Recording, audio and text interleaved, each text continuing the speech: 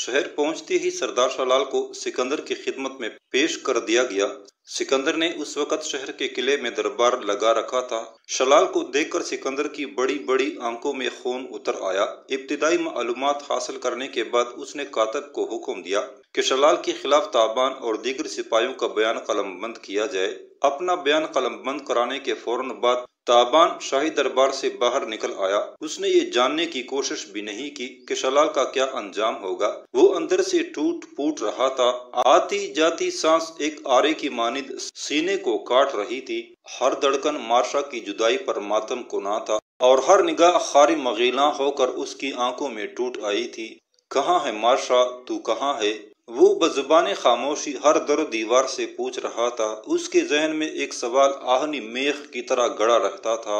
क्या मार्शा उसके दिल की हालत से आगाह होगी? क्या उसे मालूम होगा कोई उसके लिए इतना तड़प रहा है? वो सोचता रहा और चलता रहा। आखिर उसके पांव एक पुरहंगाम मैखाने में जाकर रुके। मालूम नहीं क्यों आज शराब की क्रीह बू उसकी हिस्से शामा को बार रही थी। उसने हाथ बढ़ाया, किसी ने जाम उसके हाथ में थमा दिया। वो उस आतशी जाम को हलक में उंडेल गया और इसके बाद कई ऐसे जाम लबों से लगाकर खाली कर डाले। देखने वाले इस मई नोश को हैरत से देख रहे थे। वो शख्स जिसने अफवाज सिकंदर में बेइंतहा तेजी से तरक्की की मनाजिल तय की थी और मैदान जंग में जवानों की आंख का तारा बना रहा था, आज यूं मैखाने में घूम रहा था कि न उसका सर कंधों पर ठहरता था और न जमीन पांव तले। फिर इससे पहले कि वो मदहोश होकर किसी गोशे में जा गिरता और नशे में धुत शराबियों की तरह अपने ही खेमे लुतड़ जाता, दो नाजुक बाजों ने उसे थाम लिया। देखने वालों ने देखा और देखते रह गए। उनमें से कुछ उसे पहचान भी गए। वो कोरा थी।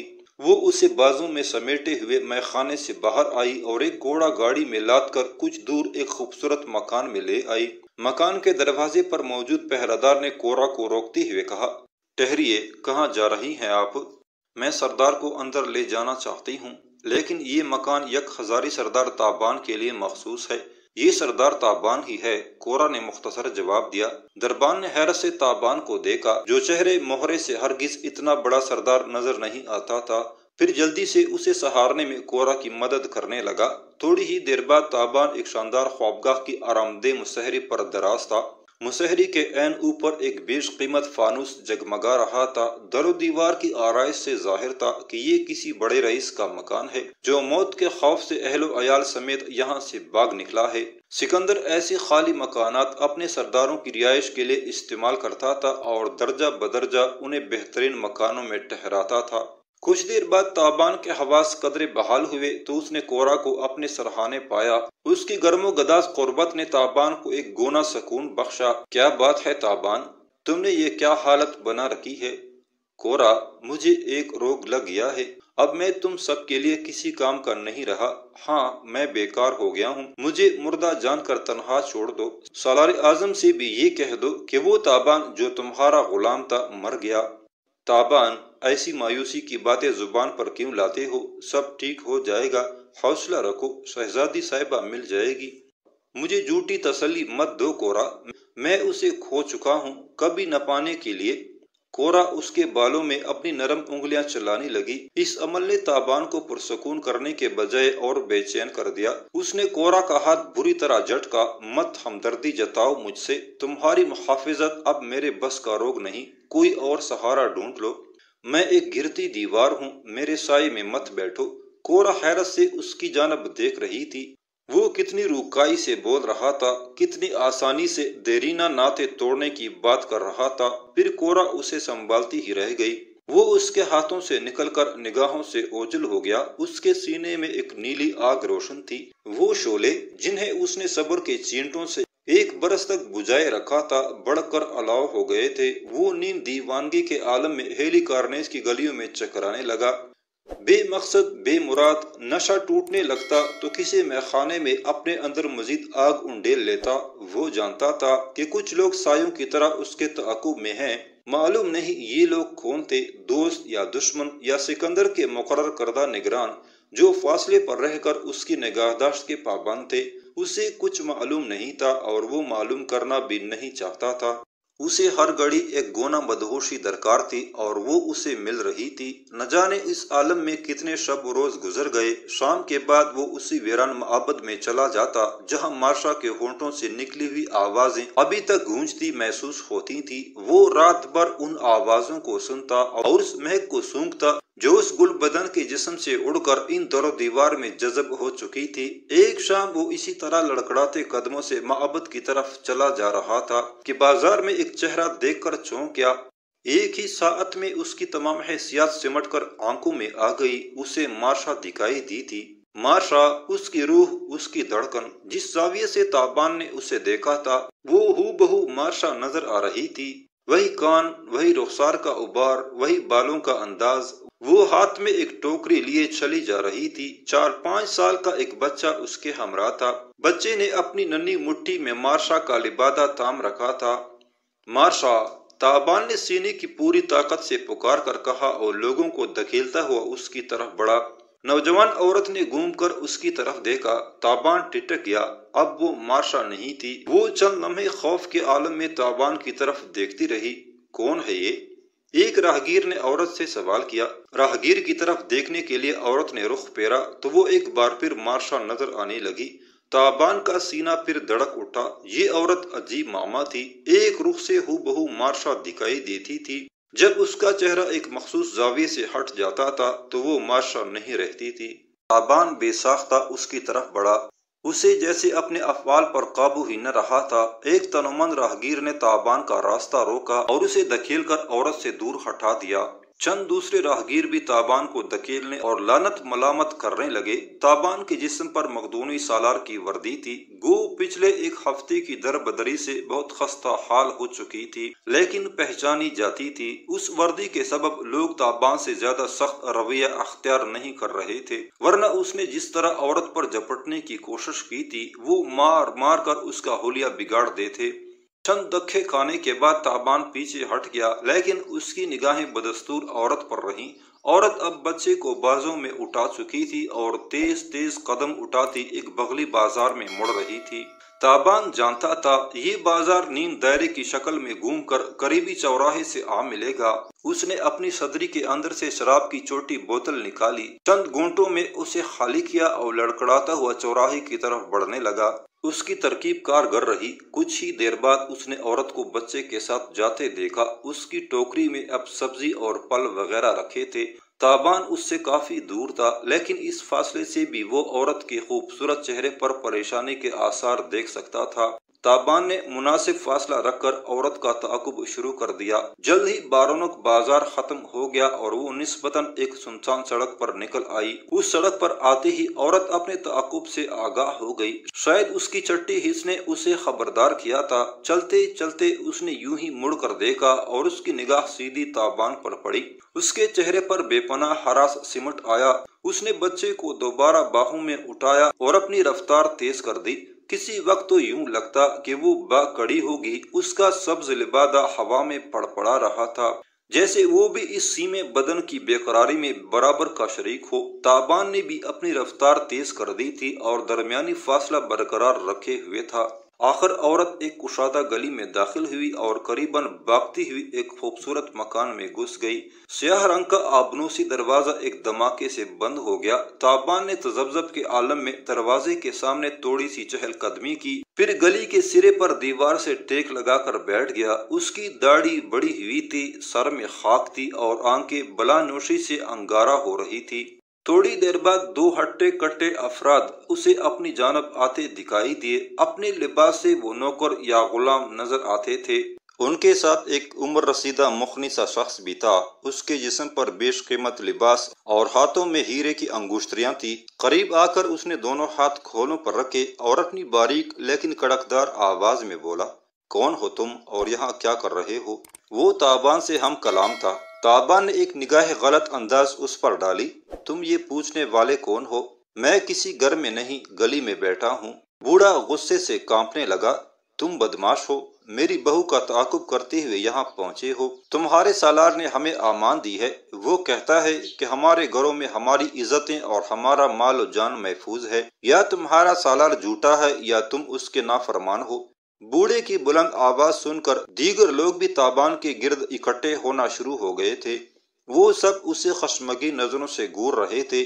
اگر تابان چاہتا تو وہ اکیلا ہی ان سب پر حاوی آ سکتا تھا، لیکن وہ یہاں کشت خون نہیں چاہتا تھا۔ وہ تو اس شریف صورت عورت کا تعاقب بھی نہیں کرنا چاہتا تھا، لیکن پتہ نہیں اسے دیکھ کر وہ اپنے دل پر قابو نہیں رکھ سکا تھا۔ لوگوں میں سے ایک جوشیلے شخص نے اپنی تلوار بے نیام کر لی اور بے حد غصیلی آواز میں تابان سے بولا، بدماش، دفع ہو جاؤ یہاں سے، ورنہ پاؤں پر چل کر نہیں جا سکو گے۔ تابان کے سامنے اس گرانڈیر شخص کی کوئی حقیقت نہیں تھی۔ اگر تابان لڑنے پر آتا تو اسے خالی ہاتھ چیر پاڑ سکتا تھا، لیکن اپنے سے کمتر لوگوں کو زیر کرنا اس کا شیوا ہی نہیں تھا۔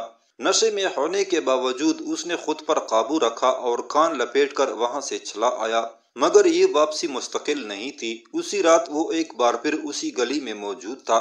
رات آدھی سے زیادہ گزر چکی تھی۔ ٹھنڈی مست کر دینے والی ہوا نے شہر کے باسیوں کو گہری نیند سلا رکھا تھا۔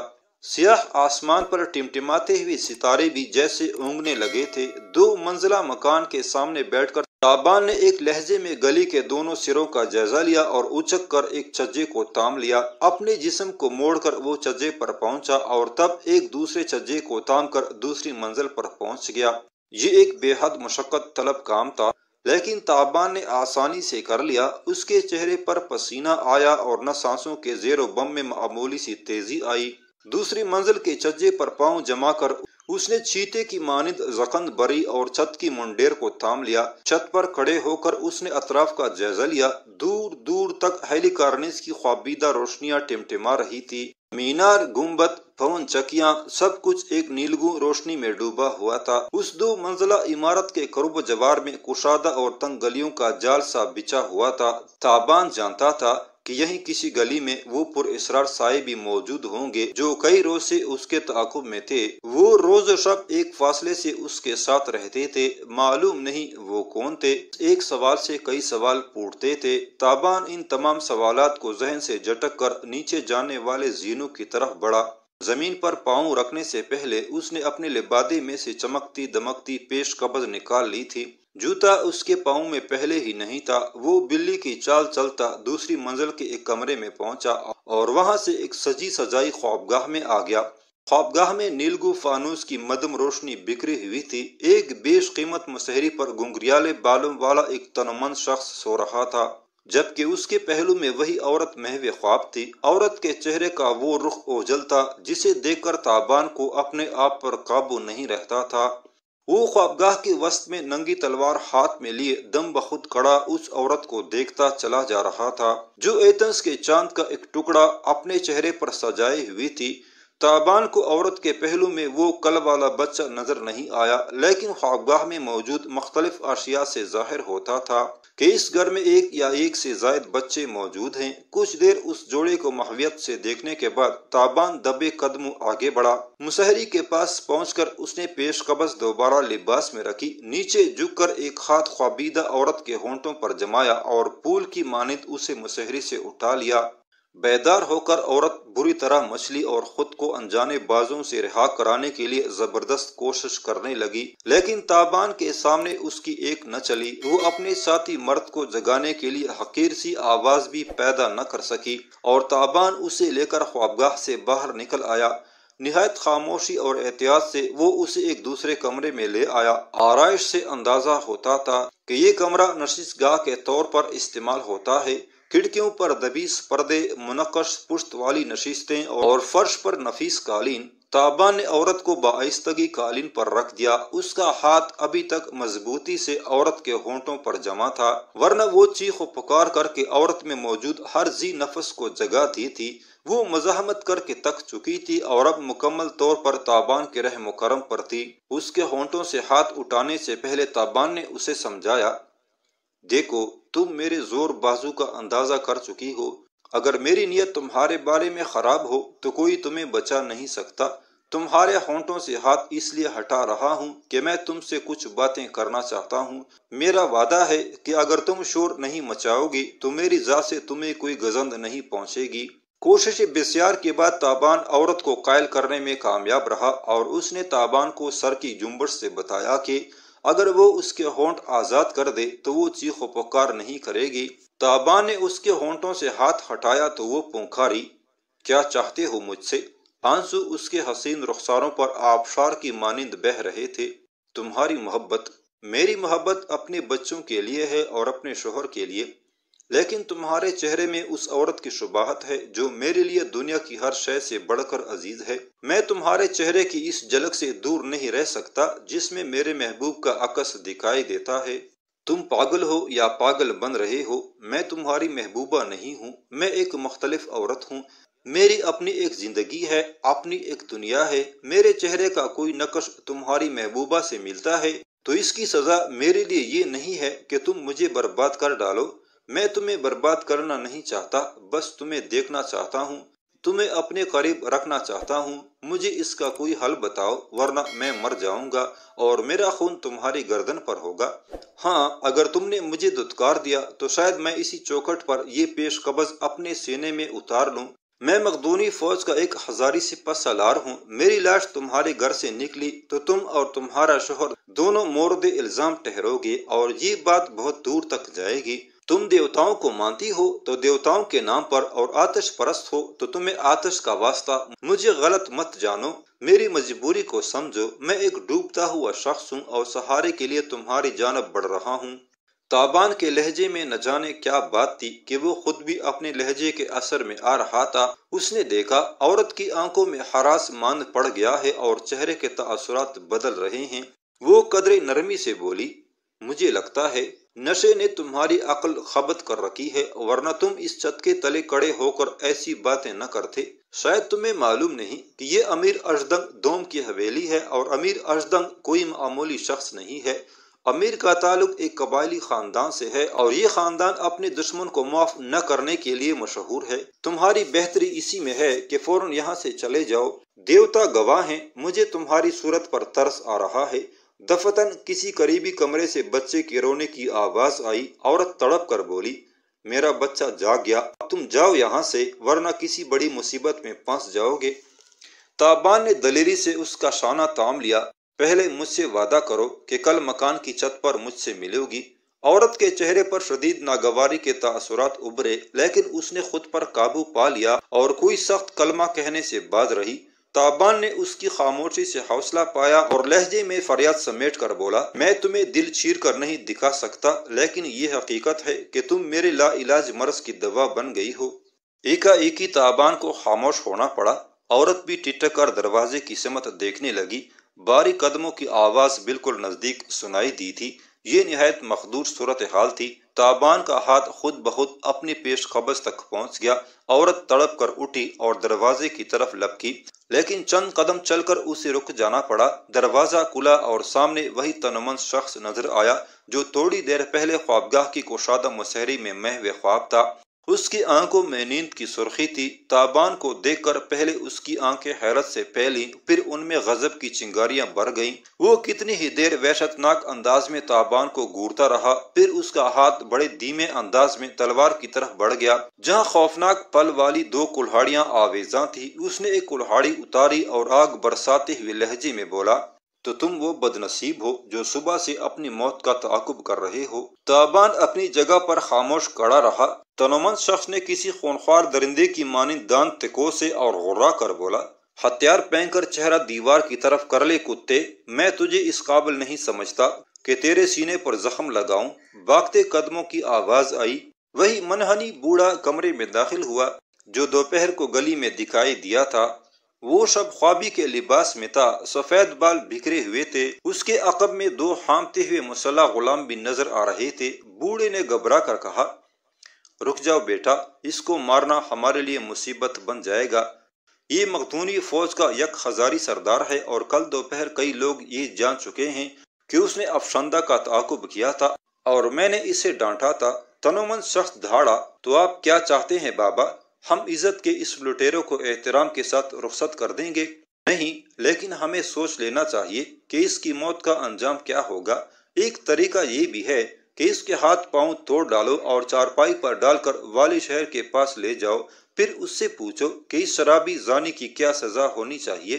نہیں بابا، تنومند شخص فیصلہ کن انداز میں بولا، یہ ہماری خاندانی آن کے خلاف ہے۔ ہم اپنے مجرموں کو خود سزا دیتے ہیں، حکمرانوں سے انصاف کی بھیک نہیں مانگتے۔